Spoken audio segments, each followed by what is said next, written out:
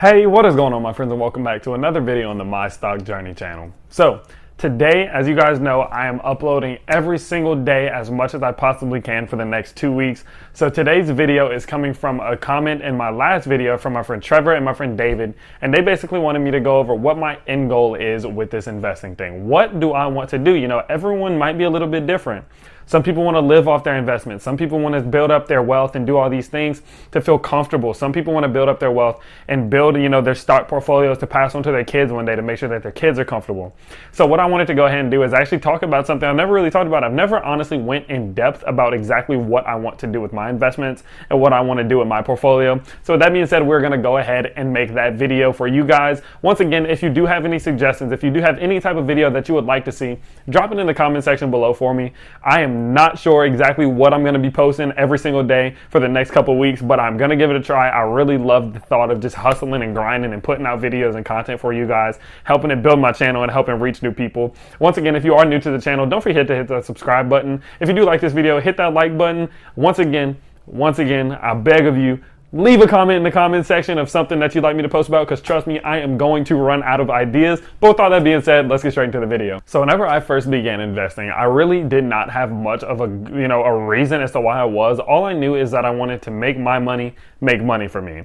And that was good, but honestly, after a little while, I started to realize that I was kind of losing the motivation, because I find it hard to just constantly be working for something if you have no end goal in sight. Like, what's the point of constantly doing something if you have no end of the tunnel, something to reach, goals to reach? And so with that being said, it really took me a long time to think, okay, what am I wanting to do with my life? Like, what exactly am I doing all this for? Am I making my money make money for me, but I'm not using this money?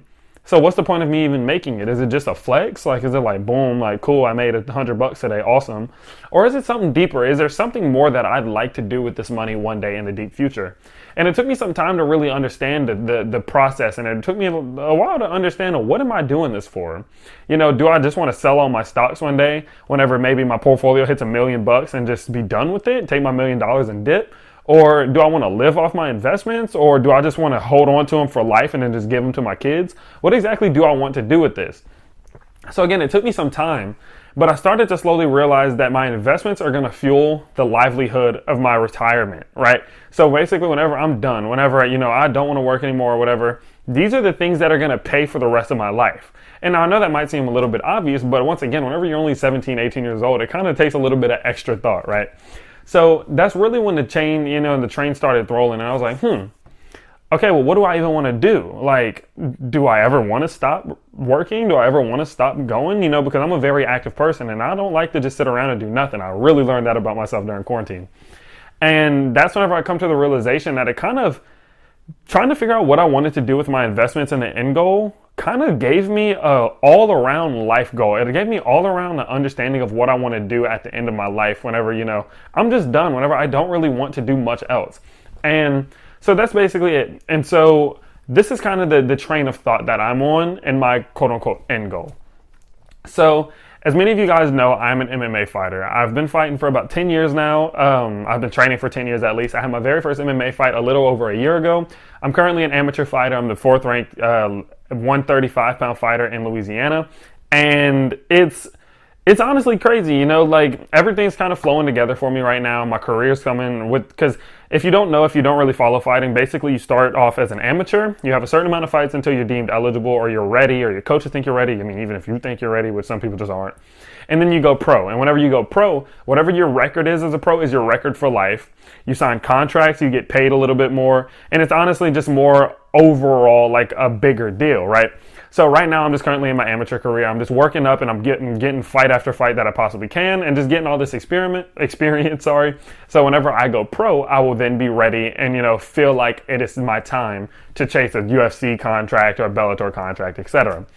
And that's pretty much what my whole end goal is as a career right now, is just keep building up my fighting career, keep fighting as much as I possibly can, win as many fights as I can, get as much experience as possible, and then go pro. When I go pro, make that my career for the short term, and try to make a big run for the big leagues, make a run for the UFC. My coach is actually a UFC fighter right now, so I see what it takes, and I see the hustle it takes, and I feel like I have what it takes, so we're going to try to do that. But with that comes the fact that, okay, well, after fighting, what do I plan on doing? Because honestly, I've been fighting for 10 years already. I only really feel like I have 10 years left in my body. I'm 19 right now, and I feel like around 29/30 is whenever fighting is just going to be the end of a chapter for me. I feel like at that point, it's going to be like, okay, I did everything that I wanted to accomplish, hopefully. And, I can just call it quits on a good note. So what do I do after that? And that's kind of where this whole investment thing came in, because, well, if I'm not getting big checks from fights, what am I going to do? And that's whenever I really started to piece these things together and thinking, well, I've always wanted to own an MMA gym. It's just been a dream of mine to be, a coach and just go ahead and have my own gym, maybe even a gym under my current gym right now, like a sub branch off, and just being able to coach and have my own environment and just, really coach up these new and upcoming fighters and turn them into very high tier athletes. And that's just a dream of mine. And so with that entails a lot of finances. There's a lot of things that go into that, of course, and it takes a lot of your time. And whenever you're first starting, you probably won't make much money owning an MMA gym until you really establish yourself. And so that's whenever I was like, well, this is where my investments are going to come in. Because basically what I want to do with my investment portfolio is get it up to a certain amount to where that particular amount in my portfolio pays me enough to cover all my normal life expenses, to where all I have to worry about is my fighting expenses. Basically meaning my portfolio will cover my house note, my car note, my food maybe. Just simple things like that. The things outside of fighting. And then whenever it comes to my fight life, like my gym, my own training camps, or anything like that, my actual fight career will pay for that. And so it's pretty much, I'm trying to separate the two. Meaning basically I want my fight money to pay for my fight stuff, and my investment money to pay for my actual my livelihood. And so that's, that was the big moment of like, okay, that's a good goal. That's a good goal to be like, I don't want maybe my investments to have to pay for all of my, life at some point, but I'd like for them to pay for the things that don't involve fighting, say. So what I want to do is basically go ahead and just hypothetically look at some situations in which if I was to reach a certain point, how much I could potentially be making from my investments, and if I just personally believe that could cover my livelihood expenses. So I feel like a really good example and, a very achievable goal is investing $1,000 every single month on average for the next 25 years at an 8% return. So what I want to go ahead and do is I'm going to go ahead and open up a compound interest calculator. And I'm going to find out exactly how much my portfolio would be at if I could maintain those statistics over the next 25 years until I'm about 44. So here we are on the compound interest calculator. As you can see, I'm currently at $18,500 in my investment portfolio. If I was to contribute $1,000 every single month for the next 25 years at an 8% return of investment, what would I be at? If it compounds every single year, it puts us at $1,003,968.07, meaning that over the next 25 years, my portfolio could potentially reach $1,003,000 by the time I am 44 years old. If I only invest $1,000 a month and get an 8% return year on year.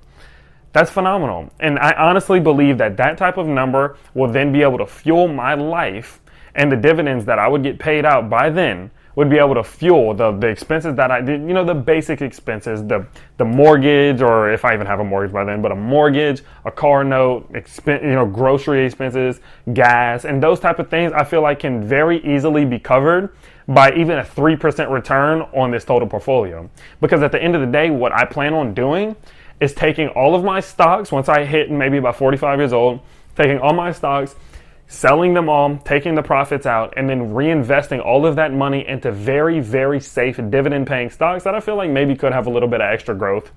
And, just living off of those dividends from that point forward. So if we go ahead and open up our calculator here, we can see that if I take that number, I think it was like that, something like that, and I take, say, 4%. I think 4% is a good middle. I either go to between 3 and 5% in dividends, and I feel like 4% is a good middle. So let's say if I make 4% return from dividends every single year from this portfolio, how much would that then pay me per year? So that gives us about $40,158, or to be exact, divide that by 12, that's about $3,350 roughly every single month that then I would then be receiving from dividends.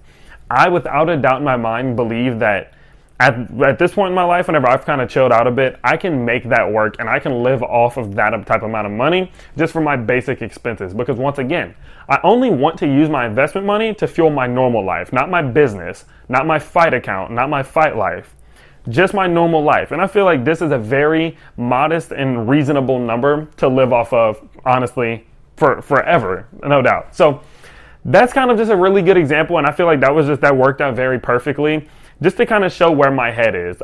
Some people really want to invest all their money and be able to get to the point they can live this lavish lifestyle off of their investments. That's not really my style, and that's not really what I envision for myself. Of course, it would be nice to have all the nice luxury things in life, but that's not really where my head has ever been at.